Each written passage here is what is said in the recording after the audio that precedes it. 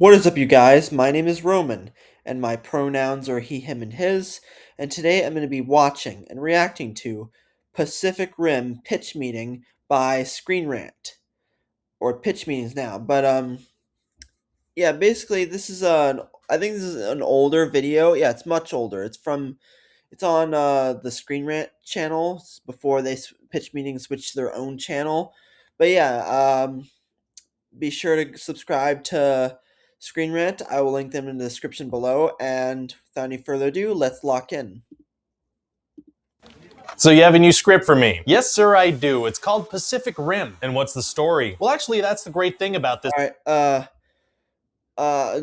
We're only 6 seconds in, and I can already tell it's an older video because I feel like a lot of his older videos they would have like the shaky cam thing where like the camera would bounce up and down. But yeah, that's just stuff that I've noticed. Anyways, Concept, the story doesn't really matter. What do you mean? Okay, check this. restart. So you have a new script for me? Yes, sir, I do. It's called Pacific Rim. And what's the story? Well, actually, that's the great thing about this concept. The story doesn't really matter. What do you mean? Okay, check this out. The movie has giant robots fighting giant monsters. Oh my god. Yeah, so story-wise, there's this guy and his brother, and they have this bond that allows them. You can't believe it. I mean, that is true, but I would argue that the story does matter.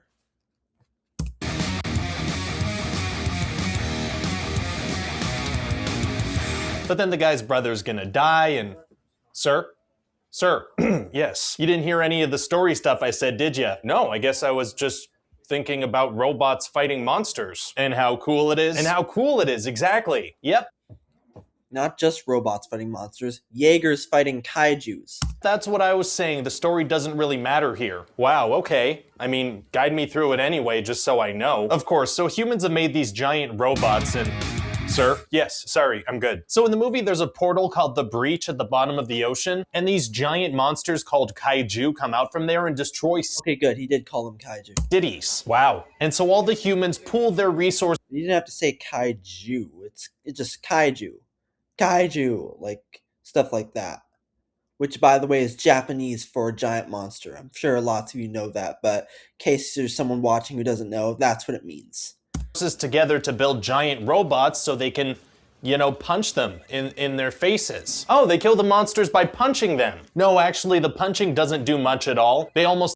And don't forget, the giant robots are called Jaegers, which is German for hunter. They're hunter bots. always end up killing them with plasma cannons. Huh. What's up? Well, it just feels like if the cannons kill them and the punching doesn't really do anything, then they should just set up cannons next to the breach, right? Well, it's not just cannons. Oh, sometimes they use swords, like sharpened blades. Right, so again, they could just put sharpened blades over the breach. Yeah, I see what you're saying. The monsters would come out and it would be like a kaiju paper shredder. Yeah, those are all valid points, but the thing about this movie is that none of the characters are gonna solve their problems in ways that, you know, make sense. Oh, how come? Well, because none of the logical solutions involve giant robots punching giant monsters. Yeah, I guess that's no fun. Exactly, we want those punches. Yeah, I gotcha. So Exactly, that's what it's all about. I mean, that's not what it's all about. Well, I'll explain later, but like, it's like, yeah, I mean, that's what makes that's always fun to watch, you know, in these kaiju movies. And especially the ones that Guillermo del Toro was inspired by to make this film. does anything else happen in the movie, or is it all punching? Oh no, there's also some random story stuff. Oh, do tell. Well, the main character in this movie is this guy named Generic Action Hero. His name is Generic Action Hero? Yeah, so for casting, I figure you could get like a generic action hero. Riley Beckett. That's his name. I know the perfect guy. Oh yeah? Yeah, his name is Charlie Hunnam. Is he a generic, attractive And that's the actor's name, Charlie Hunnam. white guy with muscles? He is. Well, that'll work. Great. So anyway, he and his brother ride a Jaeger together because they're drift compatible. Oh, yeah. So is that like a Skip to the beginning? You went back to the beginning? I feel like I would move on because you already said the part where his brother died. I don't know. So is that like a sex thing or? No. See, you need two people that are very in sync mentally to control the robots, like usually it's family members. Why do you have to be two people? Well, because the movie needed some conflict, so I made up some random rules. Fair enough. So anyway, generic action hero's brother gets killed in action, so he gets sad. Wait, killed in action? Don't they operate the robots remotely? No, they're inside of them. So they have all this crazy technology, but they couldn't figure out how to operate the robots without being in them. Apparently not. Okay. So anyway, years later, the government decided to stop funding the Jaeger program and instead they just build some walls. Oh, is it gonna be hard for the kaiju to get through those? No, it's gonna be super easy, barely an inconvenience. Oh, really? Yeah, well, I mean, these things destroy cities, so obviously putting up a wall doesn't work. Yeah, Right, yeah, that was obviously a bad idea. that makes sense. Why did they think that would work? I don't know. So the We should build a giant wall across the ocean, and we're gonna make the kaiju pay for it. That's basically what the joke is. this army guy is like, well, let's get the Jaeger program going again and drop a nuke in the breach. Oh yeah, they're gonna drop a nuke in the breach, huh? Is that like a sex thing? No, it's not. Oh, so he gets generic action hero back in the program and he has to find him a new partner. Oh, is it gonna be hard to find someone who's drift compatible? No, it's gonna be super easy, barely an inconvenience. Really? Yeah, it turns out that army dude's adopted daughter Stacker Pentecost. His name's not that hard to remember. is a perfect match. That is convenient. Very convenient. Wow. So anyway, they do a whole lot of monster And his adoptive daughter's name is Mako Mori. punching and then they blow up the breach. Very cool. So, any questions? Well, first off, I just want to be sure of one thing. We're gonna destroy the Golden Gate Bridge, right? Oh yeah, of course. That thing's going down right away. Awesome. Yeah, it's great that they get it out of the way right at the start of the movie.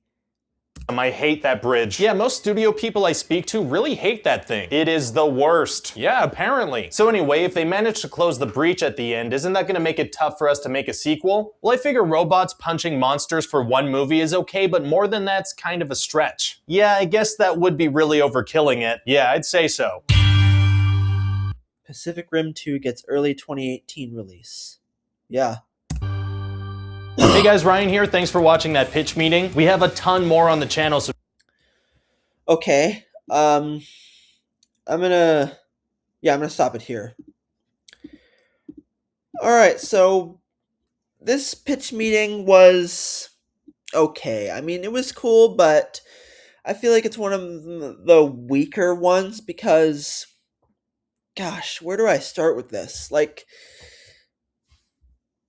okay, so first off, like, I like how he makes it clear that the robot punching part of the story is awesome, but I don't like how he says, like, he makes it seem like the full on story doesn't matter, like the human part doesn't matter. I would disagree on that because I think what makes Pacific Rim great is that it it for once has it's a monster movie or a kaiju movie where you actually care about the human characters. It actually has interesting human characters. Like, you still want to see the robots and kaiju. You still want to see the Jaegers and kaiju punching each other, but at the same time, you actually get interested in the human characters and you actually care about them. So I would disagree on that. And also, I feel like this one was, I guess a lot of his older videos were shorter, but I guess, like, because a few of his, I guess because, like, some of his older videos were shorter, he didn't have much time, but, because it was only like 4 minutes long, but, still, I feel like he could have explored more of, I know it's an older video, but I feel like he could have explored more of Pacific Rim, and, also, I actually don't like how he just referred to the characters as just like nicknames. Like, he just called the main character Riley Beckett generic action hero or something like that. I forget what he called him, but and then he just called Stacker Pentecost, played by Idris Elba, um, uh, army guy. Like, come on, dude. Their names aren't that aren't that forgettable. Like I remember them, and because they're that interesting of characters. And like I just think Pacific Rim for once has interesting characters. Like normally in kaiju movies, you don't really care about, like, humans matter, but you don't really make them interesting enough, and you just want to see the monster action. Like in Godzilla 2014 and a couple other movies, and you and they don't really have interesting characters, and you just want to see the monsters fighting each other. But here, you want to see both that and the human characters, and there's a chunk of it without the action, and we actually appreciate them. I also didn't. I also wish he mentioned more of the characters, like maybe Charlie Day's character. What's his name? Newton Geisler, and um, the guy from Torchwood, Bern Gorman. I think his name is, yeah, who plays Gottlieb. I think he should have mentioned those because they're important parts of it too, and like how they drifted. I think that's something he would have more have dived in deeper if this were made today. And also, although he used the Pacific Rim 2 poster on the thumbnail, this was for the first movie. I feel like he could update it, and also, it's been years, and we still haven't gotten the pitch meeting for Pacific Rim 2. So maybe you can make it. You can make that as well, and yeah, and either way, I feel like this video is kind of dated, but not to be negative, and it's still. With that being said, still a cool video. I just feel like he could have put a little bit more effort. Maybe if this were made today, he would have put more effort in it. But yeah, and and yeah, and then what else? Oh yeah, and that's another thing. Um, Well, and this is just like a nitpick, or not a nitpick, but he also said that, like, they couldn't find a way to operate them remotely. But the funny thing is, in the sequel, they do kind of do that. Like with the sequel, Pacific Rim Uprising, which took place 10 years after the first one, um, they do just that. Like they do that with the Jaeger or the drones from Shaw Industries. You can pilot with singly without a co-pilot, and you can pilot it remotely, as well as with an actual Jaeger or the mini Jaeger Scrapper. Um, um, the owner of Shaw Industries does that too. But yeah, either way, this was a cool.